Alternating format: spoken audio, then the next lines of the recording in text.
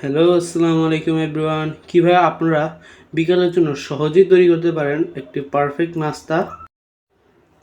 সহজেই তৈরি করা যায় এই নাস্তাটি এবং খেতে অনেক সুস্বাদু। চলেন শুরু করা যাক। It is my mom cooking channel সেতুর রান্নাঘর। প্রথমে আগে থেকে ব্লেন্ড করে রাখা মটর এবং কিমা করে রাখা মাংস, পাশে রয়েছে কিছু মশলা, যেমন এটা হচ্ছে ধনিয়ার জিরার মিক্স, এটা হচ্ছে গরম মশলা, এটা হচ্ছে চিলি ফ্লেক্স, এটা হচ্ছে হলুদ, আর এটা হচ্ছে নুন। আগে থেকে ব্লেন্ড করে রাখা মটর ও কিমা করে রাখা মাংসের উপর দিয়ে দেবো আগে থেকে কেটে রাখা পেঁয়াজ কুচি, মরিচ কুচি এবং দিয়ে দিব ধনিয়া।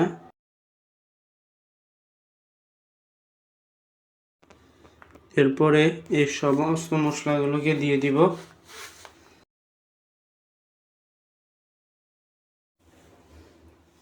এরপর এগুলোর উপর দিয়ে দেব 1 চামচ আদা বাটা। এরপর সমস্ত জিনিসকে হাত দিয়ে ভালো মতো মাখিয়ে নিব। আমার আম্মু যেভাবে মেখে নিচ্ছে এভাবে মেখে নিতে থাকবো। যখন মাখা শেষ হয়ে যাবে, অন্যদিকে একটি কড়াইতে পরিমাণ মতো তেল দিয়ে দিব। এরপর পাকোড়াগুলোকে তেলের মধ্যে ছেড়ে দিব।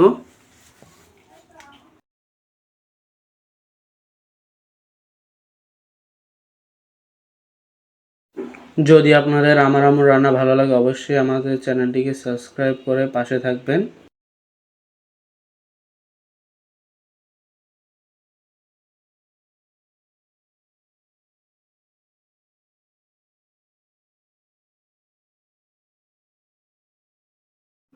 তেলে ছেড়ে দেওয়ার পর এগুলোকে ভালো মতো নাড়িয়ে চাড়িয়ে নিব।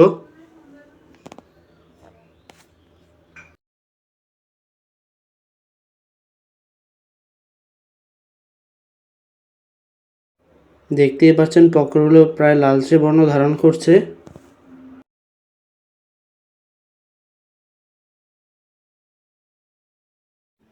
এখন এগুলো পারফেক্ট লালচে বর্ণ ধারণ করেছে।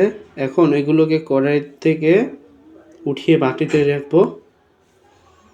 এই যে পুরোই পারফেক্ট হয়েছে। এই যে পকোড়াগুলো একবারে গরম গরম। আর এটা ছিল ঘরে তৈরি করা সস। ইনশাল্লাহ এই সসের ভিডিও নিয়ে একদিন আসবো। এই যে পারফেক্ট, মানে এটা খেতে এতটাই সুস্বাদু ছিল যে আপনাদের বলে বোঝাতে পারবো না। যদি আপনাদের আমার আম্মুর রান্নার ভিডিও ভালো লাগে অবশ্যই আমার আম্মুর চ্যানেলটিকে সাবস্ক্রাইব করবেন এবং লাইক কমেন্ট করে পাশে থাকবেন। আসসালামু আলাইকুম।